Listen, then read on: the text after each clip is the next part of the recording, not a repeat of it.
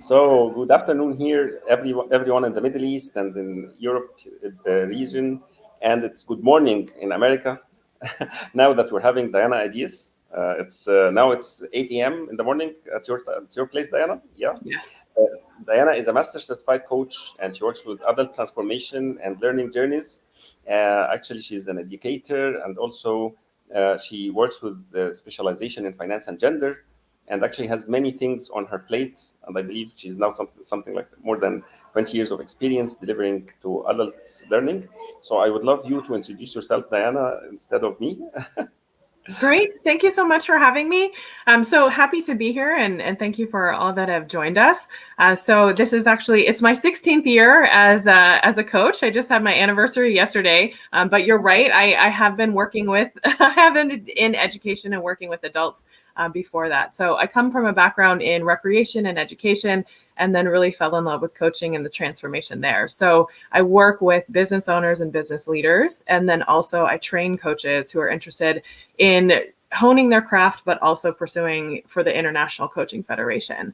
And what I find is a lot of the work that I do is around people's relationship with their money, whether that's helping their business grow or in their personal finances or just in their personal lives. It's a very difficult topic. And so much as coaches, we go into those difficult topics and provide support in those places. I'm so excited to talk to you about money. Wow, and here starts the money conversations, and here we go. So actually, it's the first time for me. Actually, I'm here. I'm sitting in the place of the student because I'm one of the people who actually have a lot to talk about in being very lousy with money and financial issues. In this, there are many surveys which actually look at the values and look at, how I perceive money. And it's always in the place where I'm blindsided, or maybe it's absent from my value systems or my needs. And I've been working on this since about 5 or 6 years, and it has been a big challenge. Coming in, offering services to others, and asking for a revenue that comes in, back from it. Especially that I've been working as a volunteer for about something like 26 years now. I've been offering these services before I started a professional career since 1996 until 2010. I was never rewarded financially for providing such kind of services, like in working with, as serving others and, developing their character, or working with youth development. I used to be a youth development mentor, but a volunteer in that. I was never financially rewarded. And when I started asking for money as a coach, it was it was something like a rock on my chest, to ask for money and return to help people getting better in their lives. Am I kidding myself? And I've been working on this, and now it's been 11 years. And I believe that it's not only me who has this problem. Mm-hmm. Most of the coaches who actually graduate from our school, actually, they come out and tell, how can I ask people for money in return of kindness? Mm-hmm. Yeah, it's deep. And oftentimes people in a helping profession, in any healing professions or faith-based profession, there's a sentiment that money is dirty or it's not appropriate to ask for money. One of my favorite quotes is from Sister Irene Krauss. So she was a nun who worked in the healthcare organization, and she said, "No margin, no mission." So the idea, as we think about, and it came from a nun, right? Wow. But the idea, as we think about that, is that when you think about the need for money, like the need for air, and I'm not talking about an obsession, right? We're not obsessed with air, but it's part of sustainability. It's part of life. And so for people in healing professions, or people in places where we're really dedicated to service, if there's not a financial component there, the service is not necessarily sustainable. So one of the things that we're looking at, and I think it's really our responsibility, a lot of the awkwardness that people have about asking for money, one, it comes from potentially us and the feelings we have. There's also a cultural component. What culture are you in, whether it's your country or your company, and what are the beliefs around money? Religion and kind of service and faith may layer in there as well. Then we also have a gender component. Is it appropriate for us to even be talking about money? But, it's one of the most uncomfortable topics. But the reality is, what's that song? Money makes the world go around. Like it is something that, it's interesting as coaches. So often we're digging into those vulnerable spaces and helping our clients in those vulnerable spaces. But money and what we charge and what we're worth, and money's tied to worth, is often work that we need to do ourselves, in addition to the ways we support our clients. Yeah, it's amazing how you tackle this, and how the perception, you're actually talking about it very fluently. I really love this. Actually, and how you look at it from the perspective of sustainability to sustain the service. And this is actually the biggest thing and challenge. I used 2010. I had 4 kids. Now I have 8, and this is something for 11 years. Congratulations! So, for a home and being a man and the only provider for my household, it was very difficult for me to dedicate myself to the service industry, and actually at the same time not being able to ask for money from my clients. And the biggest issue and the biggest clue was sustainability. And actually, to succeed in what I'm offering and better my service, I have to actually invest in myself. Mm-hmm. Invest by mentoring, by learning, by actually tools, things that I need to learn and develop myself. I need dedicated time to read, dedicated time to develop and actually work with different. And this is not achievable without being actually offered this no margin, no mission. It's I have to really resolve my thing with money. And actually, it started in 2015 when I started being coached about it. My mentor started working with me on it. It was too late, yet I had many difficulties before that. And I see lots of coaches who are really actually are still trapped in this place where they have this belief system that money is actually something that should be offered or provided for materialistic goods. It's not for kindness. It's not kind to ask for money. It's not kind to take it, especially that they see those who are actually asking for their service or their support are somehow in the same financial challenges they are passing through. Mm-hmm. And so what happens is that you've talked about values. Our values do come up, and then there's an emotional layer with shame. And, what should I be doing? What is the right thing to do? So integrity, right? Integrity comes in, and then how we want to live our lives. But then also, we wouldn't say to you, you need to do this service, but we're not going to feed you and we're not going to give you any water. And so, to not have money or not have funding, even if it's not money that you're being paid, like in my view, and this may be an American view, and this may turn people off because, this is my perspective. But I believe to disregard it even as a factor is we're missing out. We're not looking at the important components. And what you talked about was investment. And I think when people think about money or money conversations, there's often a drive, potentially even, an association with greed, or that's dirty, or, people who ask for money or have money don't have the values that I do. There's a way that humility can be kind of associated with not having money. But, one of the things we do as coaches is we invite people to take a look at their limiting beliefs. And are our beliefs serving us, or are our beliefs actually holding us back? So I would argue that, at least in my environment, or as I work with people related to money, that it doesn't have to be. I was raised by teachers, again, so service. But then I realized as I was working with clients and networking, I thought, if I think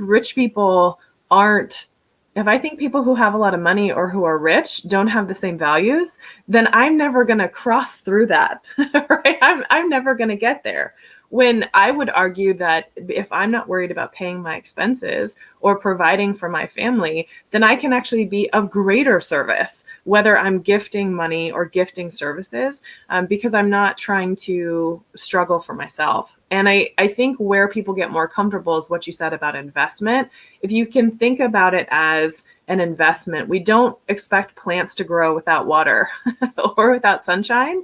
And, if you're in a place where money is a constant struggle or battle, then it's difficult to thrive. And I think that's, I'm not saying like money is the answer, because you have people who have a lot of money and then realize like, hey, I'm not happy in my life, or this isn't what I wanted. It's not the kind of end all be all solution, but it is a resource. It is a factor. And what's interesting to me is in working with people related to money, sometimes it'll be really about what emotion is underneath it. So a lot of times people have shame about money. I don't feel comfortable asking. I don't have enough. And it chips away at their worth.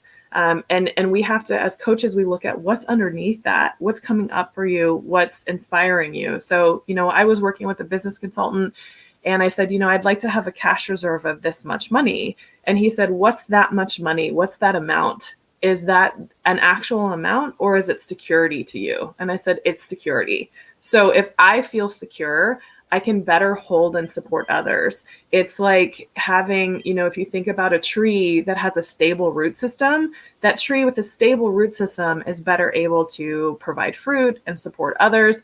And I think if we can look at money as not just kind of bad or good, but also see, if we need the rain, but if there's too much rain, we have flooding. We need the sun, but if there's too much sun, we have burn. So, it's a resource, and how we use that resource and feel about that resource can be life-changing. Yeah, I believe that this perception is actually very important. And actually, I'm trying to transform. I'm still in this journey. It's been 11 years now. Like, actually, I'm one of these people who looked at money as being those who ask for money in return to services are greedy. Look at this trainer, look at this coach who's asking for how much money, and he's looking at the hour, at the clock, whenever the clock ticks, that the hour is finished, they just close it, and they then ask for permission for another, investment in another session, or they just get going. And actually I had this complexity of many, however, of these beliefs, these beliefs around money that was not helping me, and I'm still exploring and still, cleansing. I'm still in the middle of this journey, and I'm not yet there, yeah. And I would love actually to hear from you, working with people who had similar journeys of transformation. What are the major beliefs and the major ideas around money that should be actually, implemented, and, consciously driving them and subconsciously driving them towards wealth and towards, being secure, between wealth and security? Mm-hmm. Yeah, so I think one of the most important things that comes up is that you're not alone, because a lot of times people feel alone. So I've had business owners say to me, "Oh, I should know this. I should be better at this." And there's so much kind of, I would say, ignorance, just because they don't understand. There's a lack of understanding about their business financials, but then also a level of shame. I'm supposed to know this. And so part of it in working with that is I'll say, look, this is going to be scary at first when we look at your money, because you haven't been looking. It's like throwing something in a closet and then opening up and having to examine what's in there. So there is fear there. What if I don't have enough? What if I haven't been doing right? What if I have been doing something wrong that has hurt my business or hurt my family because I wasn't looking at this money? So I think there's a lot of fear and hesitation, and then the shame. That's one of the few words that I know.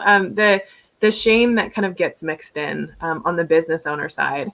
This is also, I know you coach related to relationships. This is also the reason a lot of relationships end, because potentially even before entering into a relationship, people aren't comfortable talking about these things. And in some ways, people are even less, I don't know who said this, but someone said that people are even less comfortable talking about money than they are what happens in the bedroom. And so what happens then is that then people enter into partnership, be that a romantic partnership or even a business partnership, and they haven't necessarily gotten these things out, and they looked at these things together. And it's almost like people who don't, when you don't have your affairs in order, because people don't want to look at, well, what does it mean when I pass and how do I take care of my family? But not having those affairs in order doesn't mean that it's not going to happen. So, it's some of it, honestly, the emotion that needs to come up is bravery, some acceptance, some acknowledgement of what's my current state. How is this maybe grading on my values? How are my values serving me? How are my values not serving me? And that's, those are just kind of generic coaching questions, but they're just looking at money in that way. And I think what I would say, it's always important as people that we look in the mirror and look at what's coming up for me and how does that reflect and change my actions to others. If someone else is saying that, oh, you're greedy, or oh, you're soulless, or whatever because of the money, that says more about them than it necessarily says about you. And it's important that we do our work and we do our education, but also I believe in abundance. That's another thing related to money. So if someone doesn't want to pay my rates or for my classes, best wishes out there in the world. There are other coaches, there are other classes, there are other services. So I think when we see it from a kind of scarcity mindset, oh, if I ask for this and I've asked for too much and there's not enough, or if I say no to this client, there won't be work for me and I won't be able to provide for my family. If we look at it from a scarcity perspective, instead of looking at it from an abundance mindset, to say, this is part of the space that I take up. This is part of me giving in service as my profession. And I want to be clear that I'm not saying anything against volunteerism or the importance of service. Those are important things. But I would argue that the volunteerism and the acts of service are not sustainable if those people don't have financial support for themselves and their family. Because at some point, if they can't eat or they can't clothe themselves or they can't pay for transportation, you are not going to be able to serve to your full capacity without that. And if we look at money as dirty or ungodly, then we're throwing back a resource. We're throwing back a resource that hasn't kind of done anything wrong, just because some people, and potentially even the majority, have misused it. And then one of the classes I teach is finances and gender, where we look at what's coming up based on societal roles potentially related to gender. And this class, we've only had Americans in it so far, so I'll be excited to have some international component in it. But one of the things we look at is the pressure that is on men or people who identify as men, as far as like pressure to provide. How much do you earn? Are you taking care of your family? What are you measured on?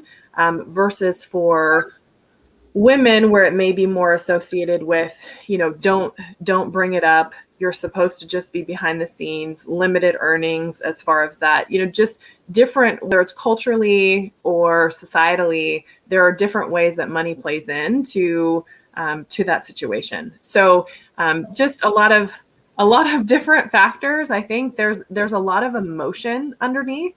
And then I think it's also important for us to look at our belief systems and then see if our belief systems are actually helping us be our best selves. Okay, that's amazing, Diana. That's really, it's multifaceted. Mm-hmm. And actually it's, and you've been talking about abundance, talking about sustainability, security, about, exchange of value, exchange, self-worth. You've mentioned many aspects, scarcity mindset. You talk about culture, belief systems. So it's actually we are. Where are we? Where will this take us? It's too much.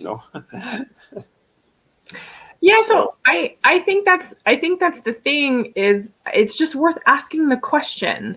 You know, to say, you know, the one of the sessions that I had for my exam for Master Coach, the client brought the topic, I want to talk about my relationship with money. And so I said, interesting that you say the word relation. She didn't say I wanted to, or she didn't say I just want to talk about pricing.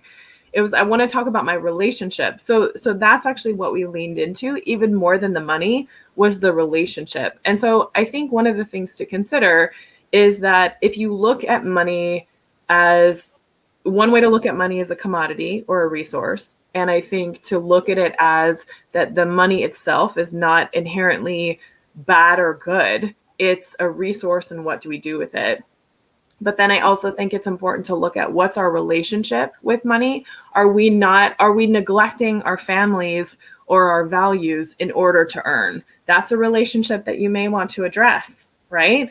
Or are you then not feeling comfortable charging and then not able to provide service, and then feeling a sense of shame and a lack of worth, that then you have to go do a job that maybe you aren't called to do because you can't afford to do what you love.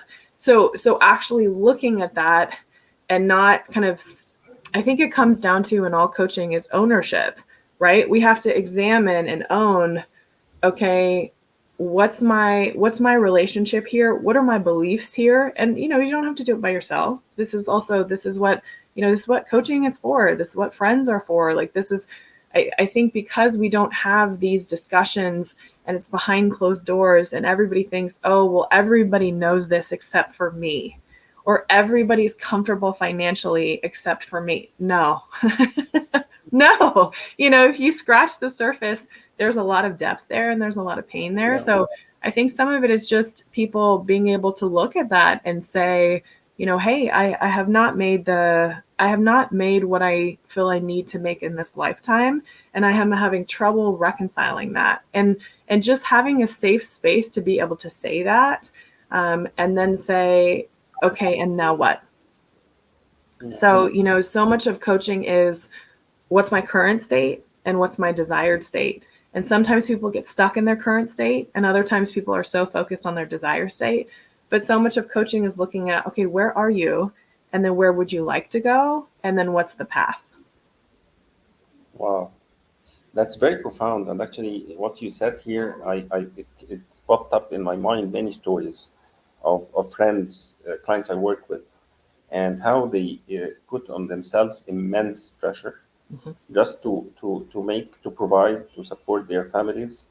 And some of them just break down when it comes, you know, psychosomatic, you know, things like, you know, like getting diabetes, blood pressure, allergies, you know, things like that. And actually, they take themselves up to a crackdown, you know, because they put a lot of pressure on themselves to stay and keep their families in a certain lifestyle, and they can't talk about it. It's about safety when they talk about it, and about women also who can bring it up in a way.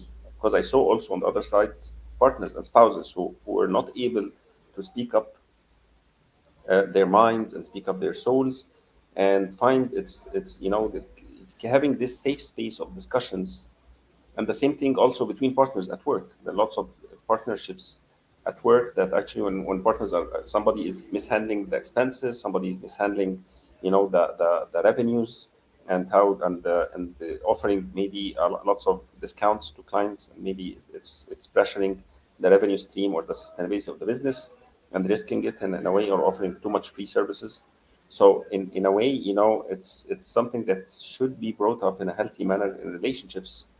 And I believe that it's about safety, and about, you know, what you named it in the end.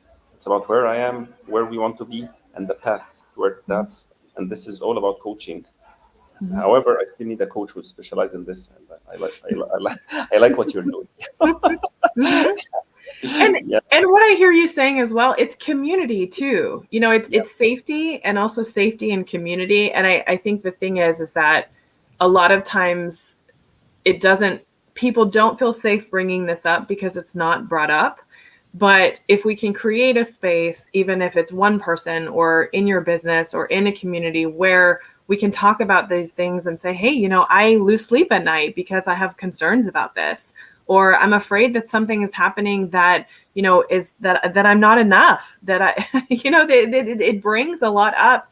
And I think because there's a secretive factor, then that's when it builds, and we don't necessarily address it. So the community component is important as well. Even if someone doesn't want to talk about the challenges they're having, but maybe just wants to look at, okay, let's have a group that comes together that learns more about investing or learns more about saving. You don't have to jump straight into the deep end.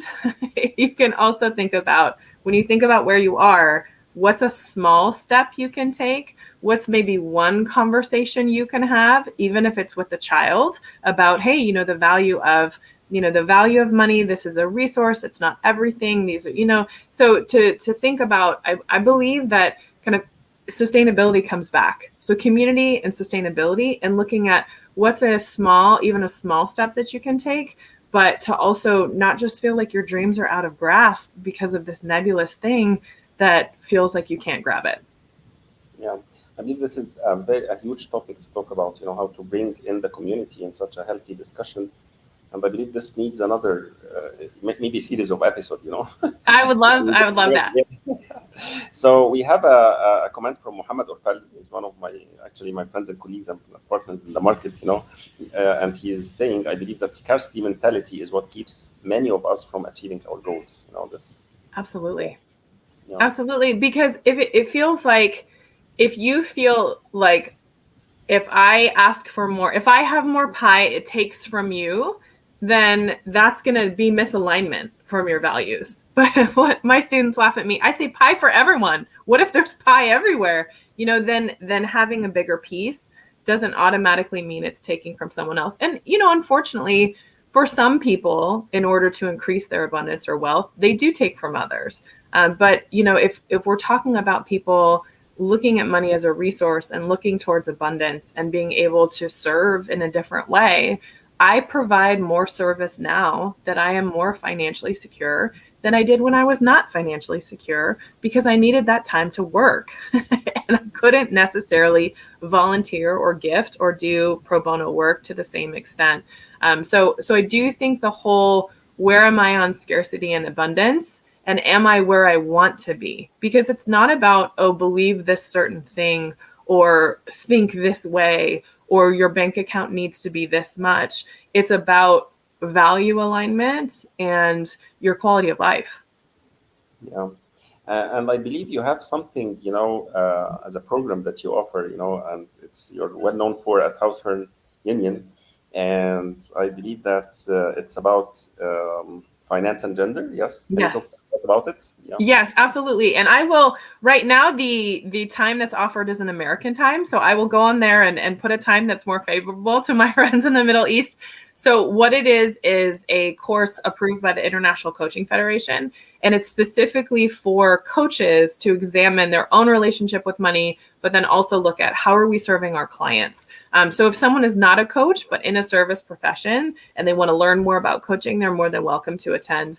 And if for some reason, you see my email at the bottom, if for some reason you're interested in the class and it's not offered at a time that works for you, please let me know. We welcome community from all over the world. And so often our classes are in the American evening. We sometimes have them in the morning because we're trying to capture all of the time zones.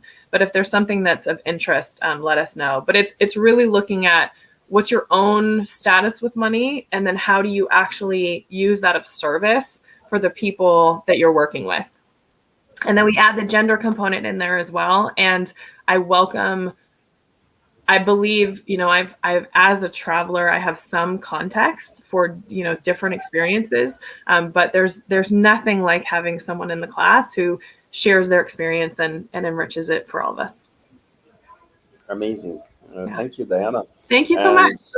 And if you want to just wrap up, for maybe a minute or something, we have a minute to go. So if you want to wrap up, today's, today's maybe interview in one word, what could it be?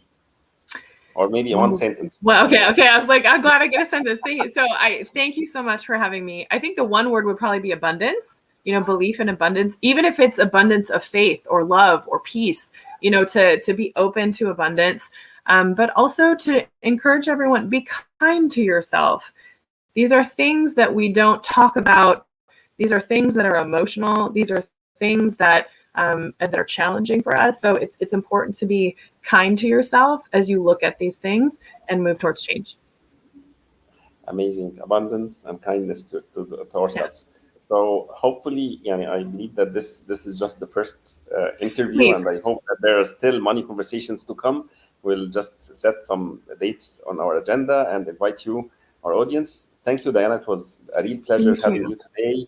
I learned a lot from you, and actually how you bring up, talking about money and its issues, and how we deal with it. It's really amazing. And I hope that we all our audience, everyone has learned from us. Thank you. And really let's see each other in the next live interview and with the money conversations. Okay. Thank you so much. Bye-bye. Thank you. Okay, bye-bye.